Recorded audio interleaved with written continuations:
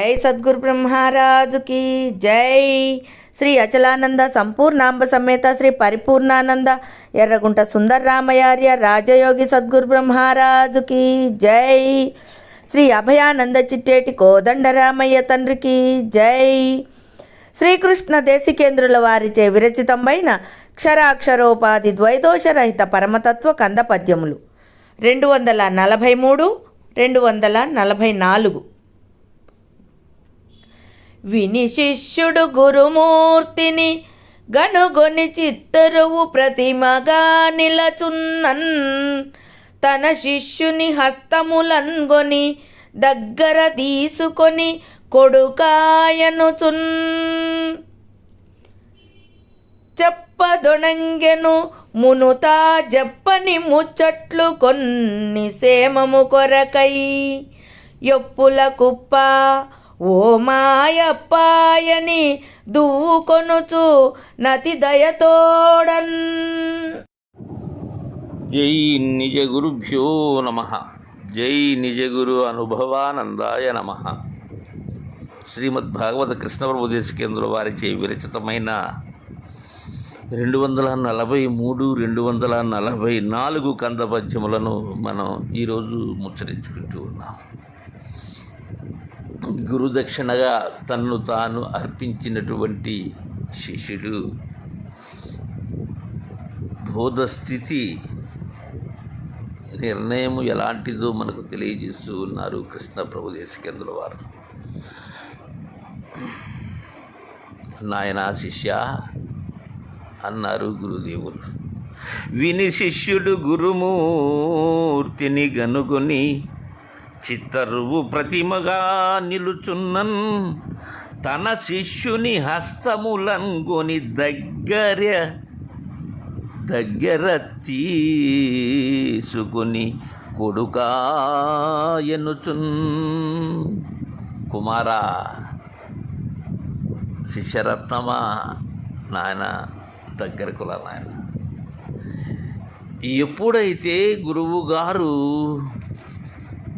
దక్షిణ కోరిన వెంటనే తనను దక్షిణగా సమర్పించాడు, అప్పుడు ఆ గురుదేవుడు ఇక దీనిని ఎప్పుడు ముట్టుకోకుండా విహరించమని చెప్పాడు.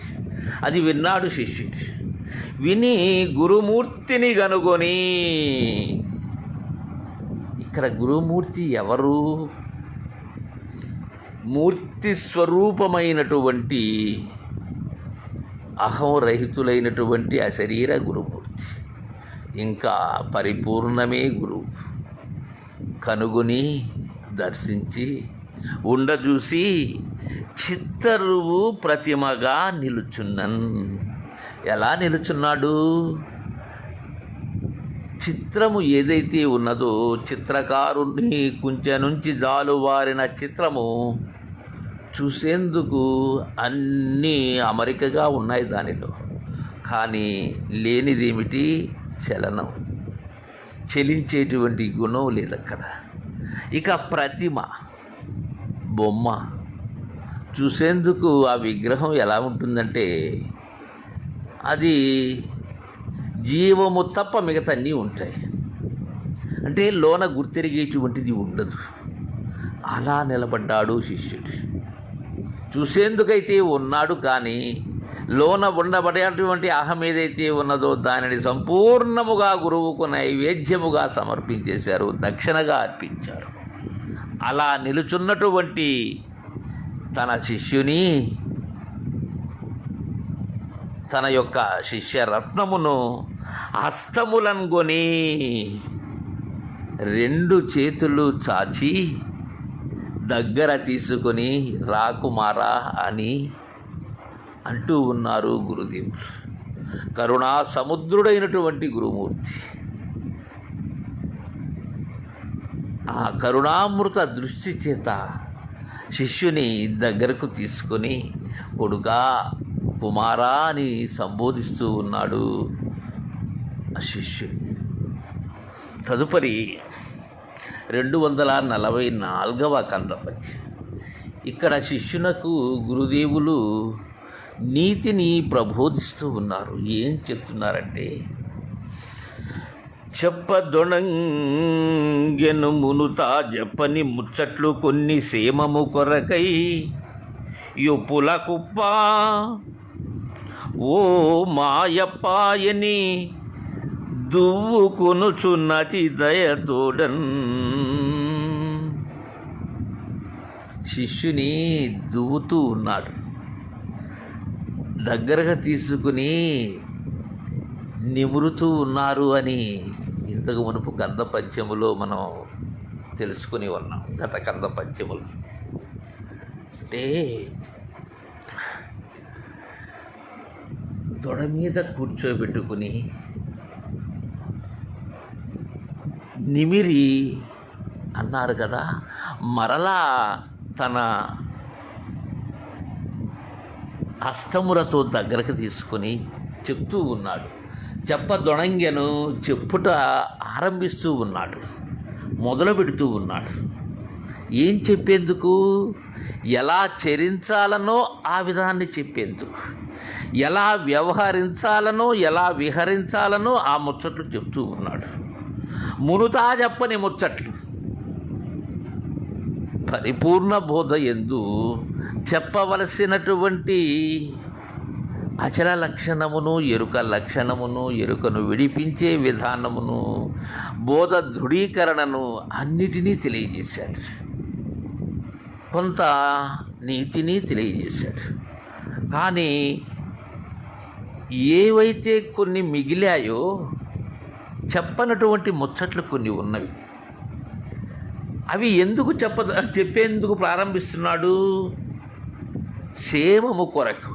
అంటే గురువు దరి చేరినప్పుడు శిష్యుడు భ్రాంతితో వస్తాడు.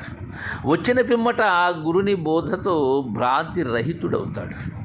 అయిన పిమ్మట ఆ స్థితినే కొనసాగేందుకు, ఉన్న స్థితి చెడకుండా ఉండేందుకై, అది క్షేమం. ఇక్కడ శిష్యుడు క్షేమముగా ఉండేటువంటి అది శిష్యుని యొక్క క్షేమం. ఏమంటున్నాడు?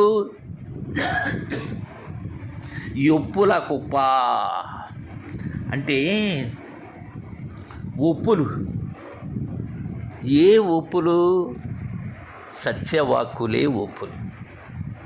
పరిపూర్ణమునకు సంబంధించినటువంటి బోధ ఏదైతే ఉన్నదో అది ఒప్పు.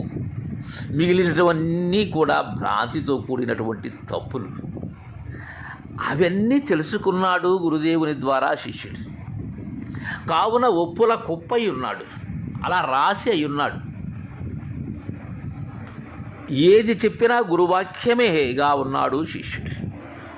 ఓ మాయప్ప నా కుమారా, కొడుకాయని దగ్గరకు తీసుకున్నాడు కదా, ఓ మాయప్ప అని, ఓ నా కుమారాయని దువ్వు కొనుచు అతి దయతోడను, అలా నిమురుతూ అతి దయతో చెప్పనారంభిస్తూ ఉన్నాడు నీతిని గురుదేవులు. చక్కగా మనకు కృష్ణప్రభు దేశికేంద్రుల వారు ఈ కంద పద్యముల ద్వారా తెలియజేశారు.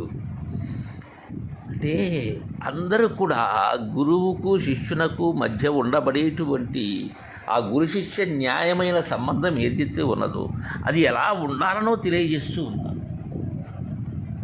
ఇక్కడ ఒప్పుల కుప్ప, మా అప్ప నా కుమారా అని అతి దయతో దువ్వుకొనుచు, అతి దయతో దగ్గరకు తీసుకుని నిమురుతూ, మురు చెప్పనటువంటి ముచ్చట్లు ఏవైతే ఉన్నావో అవి శిష్యుని క్షేమాన్ని కోరి చెప్పుట ఆరంభిస్తూ ఉన్నారు అని మనకు కృష్ణప్రభు దేశికేంద్రుల వారు తెలియజేశారు. జై గురుదేవా.